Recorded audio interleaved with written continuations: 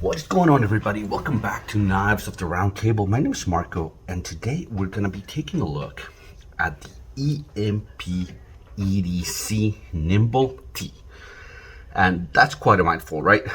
So EMP stands for Every Man's Pocket. EDC is for Everyday Carry. And the Nymble T is the Nymble in the tanto version of the blade. So this knife is kind of one of these brands that have been popping up, where a knife designer partners up with an OEM and to create a knife. And it's a way that designers are doing to bring a knife design to market. And this one kind of caught my eye, and you can still find these. And there's a drop point version of the knife, there's a worn clip version of the knife, and then I'll give you a tour of this one, but there's different color configurations, and then there's also different kind of mill patterns that you can get for this knife. So let me give you a tour of the knife, and then we can get started. So what you have here is kind of a tanto compound grind that you have here. It's the grind lines are pretty nice. It's a flat grind. It's a flat grind. You've got, well, it's a saber grind. You've got, the flat, and then that carries probably 30% of the blade, and then you've got a flat grind on the blade. Then you've got the tanto corner right here with the grind lines going in a different direction over here. The top kind of drops. There's no swedge on here. You've got kind of this deployment slot that you have. It is a titanium frame lock with an over travel stop and a lock bar insert. You got titanium hardware. In this case, this is the kind of black wash titanium with a frag pattern and the kind of bronze hardware. And like I said, there's a bunch of different configurations. There's like 3 different color combinations you can get, and there's like 2 or 3 different mill patterns that you can get on the scales. You got a milled pocket clip, you've got a serialized back spacer over here, and you've got a lanyard hold in the back. So that's kind of the tour of the knife. Oh, this is an M390 blade. I'm not sure if it's noted anywhere. Not that I can see, but it's an M390 blade. And the company that does this is QSP. That's the partner that they're using for their OEM. So let me give you some size comparisons, because this is a very nicely sized pocket knife. And what we've got here, that's the Para 2. And this is the Para 3. So lengthwise, it's smaller than the Para 3. If I put them back to back, you can see that the Para 3 is longer, but you can see that they have about the same blade length. Obviously the Spydercos, they're known for having a pretty wacky blade to handle ratio. So this is a more balanced blade to handle, even with this fairly generous finger choil that the Para 3 also has. Now, thickness wise, this carries fairly thin in the pocket. I'm going to give you the size comparison here with the bug out in a second, but you can see it carries a little bit thinner, and obviously in profile the Para 3 is taller, as you can see. So now against the bug outs, this is probably a better size comparison. So as you can see, it's a little bit shorter than the full-size bug out, and a little bit longer than the full-size bug out. Now it doesn't carry quite as slim, or as it's a little bit taller, and it's a little bit fatter than the bug out. But in the pocket, they feel very much alike. The only bigger difference is that this one has a deep carry pocket clip, and this one doesn't. So you'll have a lot more knives sticking out of your pocket with the EMP EDC Nymble. So that said, let's get started. And the first thing I'm going to talk about is ergonomics. And the ergonomics on this knife are actually fairly decent. I feel my hand a little bit cramped when I'm choked back here. I wear large gloves and I can barely get 4 fingers. You can see the back here of my fingers. My fingers are fairly cramped. But if I choke up here to this flat area, all of a sudden it's very comfortable. And if I choke completely up here in the front, which is kind of what this knife kind of wants you to do, especially with this amount of jumping.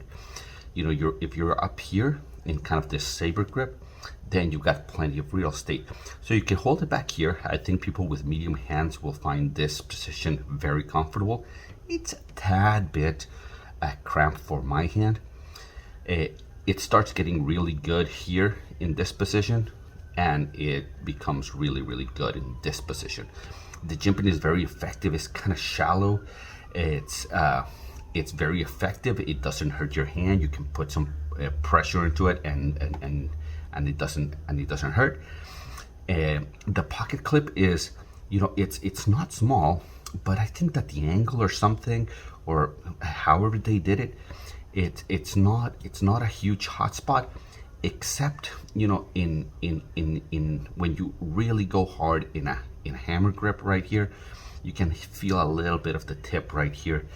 I don't know if you can tell, but you can see the bronze anodizing in that little corner.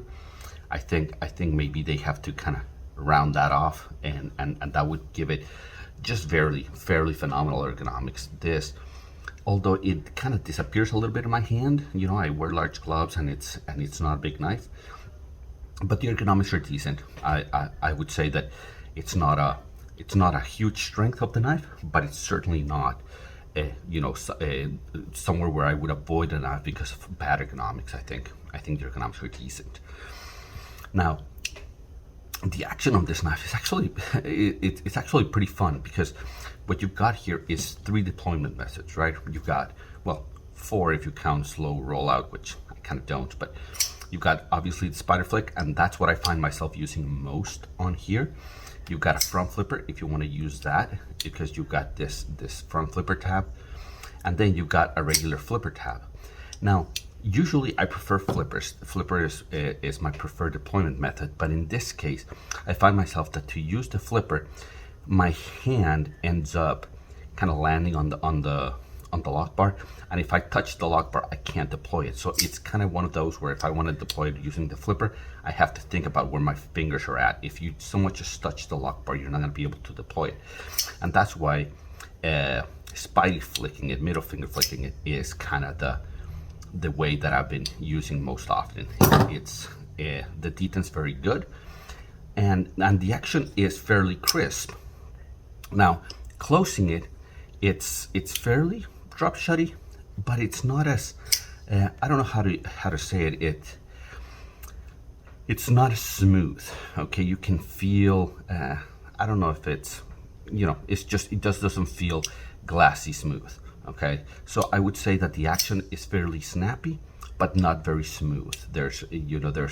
You can hear the action. If you know, it's not a kind of Sabenza like smooth, or it's just, you can, I'm not gonna call it gritty by any stretch, but it kind of wants to be gritty. I don't know if I'm making, if that makes any sense, but I would say that the action is fairly snappy from a motion standpoint, but from a feel, it doesn't feel as smooth, but it is very fidgety, because you can do it all kinds of different ways to deploy the knife. So the action, closing, it's actually fairly drop shutty, you know, and deploying, you can have all kinds of deployment method to suit your needs. Now, cutting with this knife is actually fairly pleasurable. Let me see if I can show you the thickness of the blade. So I'm putting the thickness right up against the scale of the Para 3. So as you can see, we're thinner than the Para 3, but a little bit thicker because I can't get in there, of the bug out. So the thickness of the blade is a little bit in between those two thicknesses. And although you got a full flat grind on the paramilitaries, this actually comes back to a reasonably thin edge. So it's a decent slicer. I don't think it's as good a slicer as the Para 2 or the Para 3, just because of their flat grind.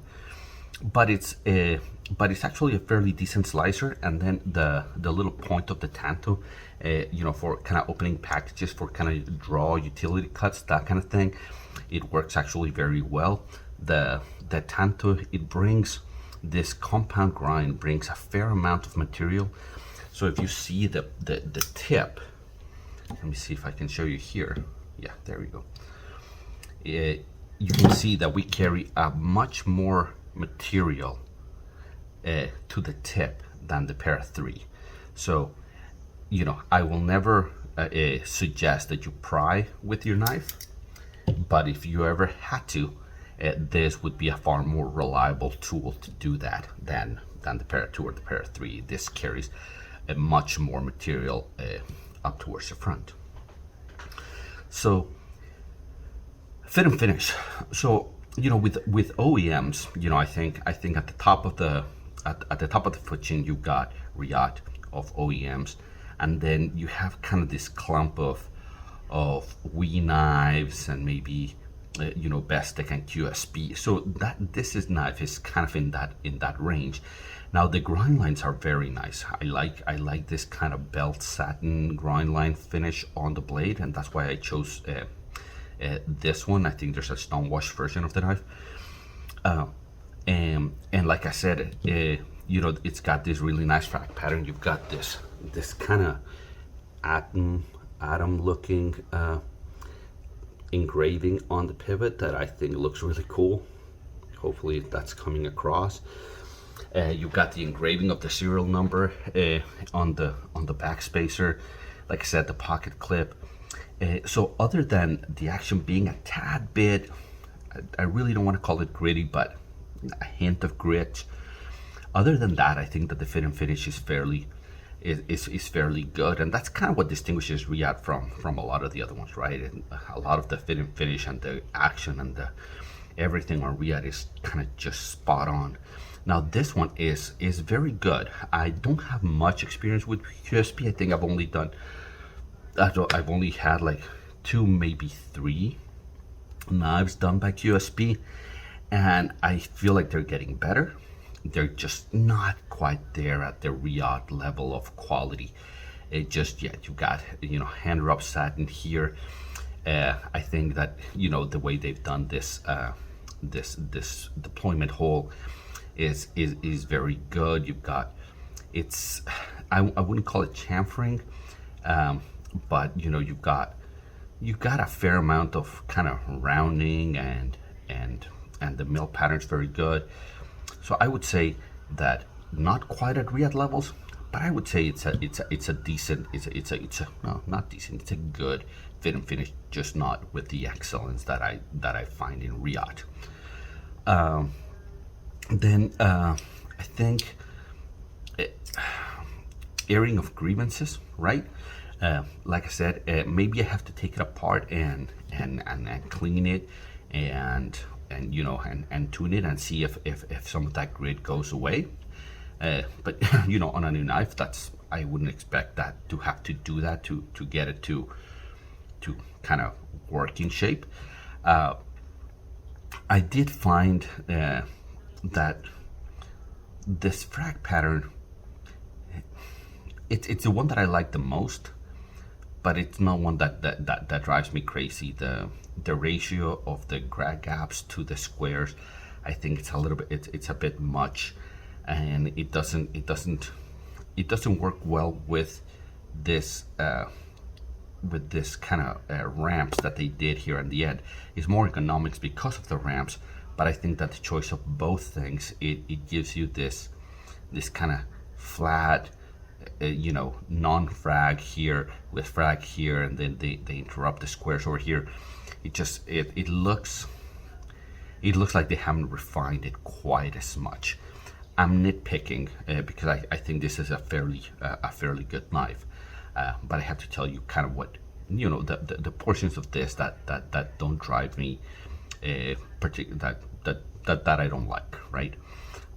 So I would recommend it. Like I said, there's a version of in drop point. There's a Warncliffe version. I think they have another model, the thick boy. I didn't like that model, but I think, you know, for me, you know, this is a 3-inch blade, but it acts like a much bigger blade, you know.